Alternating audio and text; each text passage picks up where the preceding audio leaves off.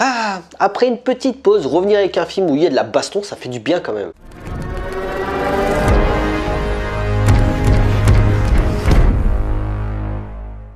Bonjour à tous, il va être question de Dragon Ball Super, Super Hero, réalisé par Tetsuro Kodama.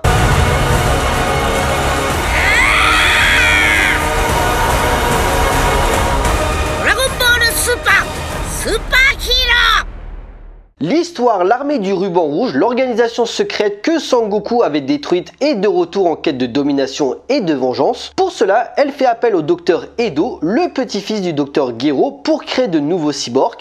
Ainsi débarquent Ganma numéro 1 et numéro 2. Goku et Vegeta continuent à s'entraîner chez Beerus. Piccolo va faire appel à Son Gohan et d'autres alliés pour les combattre, sachant que l'organisation cache également une arme surpuissante. 21e film d'animation basé sur l'univers Dragon Ball Super, Super Hero, oui il y a deux fois le mot super dans le titre, fait suite au très bon film Broly sorti il y a 3 ans, mais il a également la particularité d'avoir été tourné entièrement en 3D. Et je vais pas vous le cacher, j'étais comme beaucoup, quand j'ai vu les premières images, j'avais très peur, je trouvais qu'il y avait une esthétique très, voire trop jeu vidéo qui ressortait à l'écran, que ce soit au niveau des décors et au niveau des combats. Donc c'était pas la joie à l'annonce du projet. Bon, je l'ai vu et verdict, bah en fait les défauts seront très personnels à chacun. En particulier sur l'animation parce que j'ai plutôt bien apprécié l'histoire, l'humour aussi très présent et des combats assez jouissifs quand même. Malheureusement, l'image de synthèse ne permet pas de profiter du spectacle à 100%. À l'écriture, Akira Toriyama, l'auteur original, s'occupe du scénario et c'est un véritable retour aux sources auquel on a droit. Prenons le risque de mettre de côté le duo Goku-Vegeta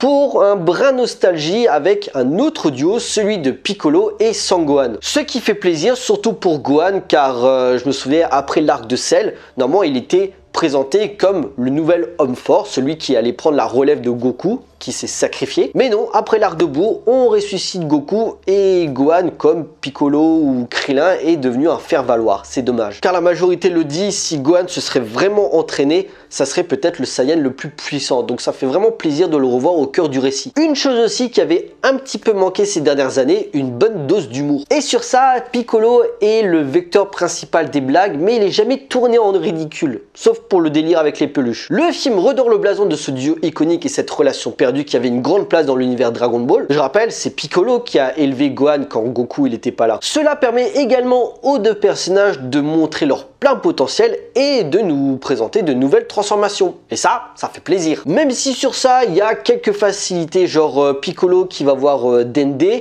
Et genre Dende en fait il a juste à verser une eau sacrée sur Shenron pour que d'un coup hop là t'as le droit à utiliser à ce que Shenron te développe ton plein potentiel. Ah oui aussi il y a un nouveau truc, genre d'habitude Shenron c'était un vœu si je dis pas de bêtises, maintenant t'en as 3. On se fait plus chier. Et surtout pour les 3 vœux qu'ils utilisent, bon c'est l'humour Dragon Ball mais un minimum de cohérence quand même. Et sur Shenron, bah, ça démystifie quand même un être qui a de base inspire la peur et le respect. Pareil, Gohan, il s'est plus entraîné depuis longtemps parce qu'il a sa famille, il a son taf. Et il a juste pendant le combat à s'énerver parce qu'on s'en prend à Pan ou à Piccolo. Hop, ça y est, méga transformation. C'est un peu facile les gars, un minimum de cohérence. Je veux dire, Goku et Vegeta, ils ont fait des super transformations, Ultra Instinct et tout ça, mais ils s'entraînent quotidiennement. Gohan, oui, il le dit, ouais, je m'entraîne de temps en temps, ouais, mais ça suffit pas quoi. T'as plus le niveau que tu avais plus jeune. Après le Gohan Beast, je crois qu'il s'appelle comme ça, niveau design, il est classe. J'ai pas grand chose à dire. Franchement, j'aime beaucoup la couleur des cheveux, la tenue, tout ça. Franchement, sur ça, ça pète la classe. Mais quand même, il n'y a pas beaucoup d'explications, c'est un petit peu genre, ça y est, vous êtes content, vous l'avez votre Gohan super puissant comme à l'époque, faites pas chier maintenant. Ce qui peut être dérangeant aussi, ben, c'est les ennemis avec le retour des cyborgs. Alors, les Ganma numéro 1 et 2, j'aime bien leur caractère, ils ont le mérite de pas être très cons et de se remettre rapidement en question. Mais c'est plutôt le boss final, on a eu le retour de Freezer, on a eu le retour de Broly. Et bon là on va me dire, oui mais le film d'animation Broly, il n'est pas dans la timeline, oui mais c'est quand même un personnage qu'on connaît, qui revient quand même. Et là, bah, on est dans cette suite logique avec le retour de Cell. Bon, c'est pas le Cell qu'on a connu, c'est un nouveau Cell qu'ils ont créé, il s'appelle Cell Max, si je dis pas de bêtises, mais l'idée est là. Et j'ai envie de te dire, putain, on peut pas créer de nouveaux personnages, on est à chaque fois obligé de faire revenir les anciens. Sur ça, pas une grosse prise de risque. Après, je peux comprendre l'idée nostalgique de faire revisiter le combat Gohan-Cell pour faire plaisir aux fans, mais renouveler le bestiaire d'ennemis peut être sympa aussi. Venons-en à ce qui divise le plus, l'aspect visuel, et j'ai pas envie de partir dans un débat si elle est maîtrisée ou pas, c'est pas le problème. Mais si à l'avenir ils vont continuer dans cette direction, et désolé pour les puristes mais on est en 2022 et le cinéma d'animation comme le cinéma traditionnel est en perpétuelle évolution dans les limites technologiques, et forcément les studios ils sont toujours dans cette idée de on peut toujours aller plus loin, que ce soit dans l'animation pour voir des images qu'on n'a jamais vues. Surtout qu'en plus tout n'est pas à jeter. Alors après, le mix CGI 2D et celluloïd a un rendu très bizarre par moment, notamment les dialogues et les émotions qui ne sont pas très bien animés, ce qui est dommageable pour les situations dramatiques. Par contre, l'ingéniosité de la mise en scène permet de se lâcher dans ce qu'on attend de Dragon Ball, les fights. La caméra est dynamique et le travail de lumière permet un rendu vraiment impressionnant lors des attaques spéciales. Bon, j'avoue, quand ils s'entraînent, le combat entre Goku et Vegeta est pas très beau, mais bon, comme dans cette aventure, il y a cette volonté de les laisser de côté, ils se sont dit, bon, c'est dans le cahier des charges, faut les mettre, alors on va torcher ça rapidement. Car je vais me concentrer sur le duo Piccolo-Gohan. Tetsuro Kodama, dont c'est le premier film et qui auparavant avait un petit peu bossé sur des animés inconnu chez nous, propose un travail appliqué pour nous en mettre plein la gueule. L'histoire scindée en deux parties avec une tranche de vie centrée sur Piccolo qui entraîne Pan et qui va s'infiltrer dans la base du ruban rouge, puis la deuxième partie avec l'affrontement qui est certes déjà vu mais qui est bien rythmé et qui permet de développer les relations entre les personnages et les enjeux. Là où Broly opérait les 2/3 de son film que sur de la baston. Même les méchants ont du background, que ce soit le docteur Edo ou Magenta.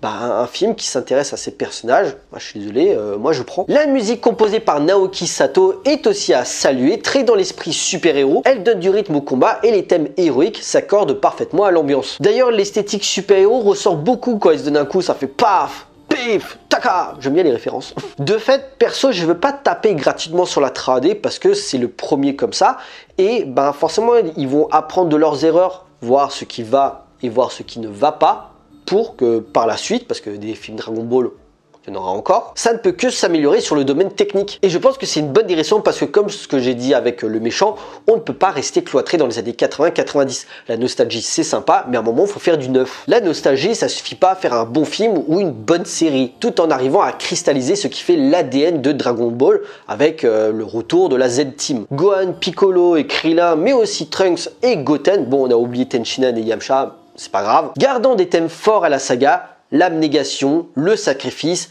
la famille et surtout pour les Saiyans, la colère. C'est émouvant, clinquant et ça ouvre une nouvelle voie pour la suite, même si, et ça on est habitué, les non-initiés resteront sur le carreau. Mais venant de leur part, ils ont toujours fait des œuvres destinées aux fans. Donc si tu veux comprendre quelque chose, c'est à toi de rattraper ton retard. C'est d'ailleurs pour ça que les critiques spectateurs sont en général positives et les critiques presse négatives parce qu'ils connaissent peu ou pas les univers des animés. Pour ma part, le film a beaucoup de défauts, mais il revient à ce qui faisait la force de l'œuvre de Akira Toriyama. Ça va diviser au niveau de l'histoire que de la 3D, mais ça a au moins le mérite de pousser plus loin les limites visuelles. Reste plus qu'à prendre plus de risques dans la création de nouveaux personnages. Bien sûr, il y a quelques détails que j'ai survolé et je pense que les connaisseurs n'hésiteront pas à me le rappeler, mais personnellement j'ai pas boudé mon plaisir et le spectacle reste constamment plaisant. En conclusion, Dragon Ball Super héros, malgré son aspect visuel inégal, des facilités d'écriture et un final quelque peu bâclé, arrive à retranscrire ce qui faisait le charme de l'univers Dragon Ball